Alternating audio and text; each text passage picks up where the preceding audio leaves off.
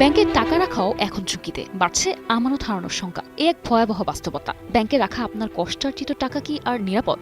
একের পর এক আর্থিক অনিয়ম, খেলাপি ঋণ আর দুর্বল ব্যবস্থাপনায় টালমাটাল দেশের ব্যাংক খাত। লিজিং কোম্পানি, শেয়ার বাজার, বীমা ও সমবায়ের পর এবার সাধারণ মানুষের সঞ্চয়ের সবচেয়ে বড় ভরসার জায়গা ব্যাংক নিয়েও বাড়ছে গভীর উদ্বেগ। হাতে গোনা কয়েকটি ব্যাংক ছাড়া অধিকাংশ প্রতিষ্ঠানে টাকা রাখলে মুনাফা তো দূরের কথা, আসল ফেরত পাওয়া নিয়েই দেখা দিয়েছে ভয় আর অনিশ্চয়তা।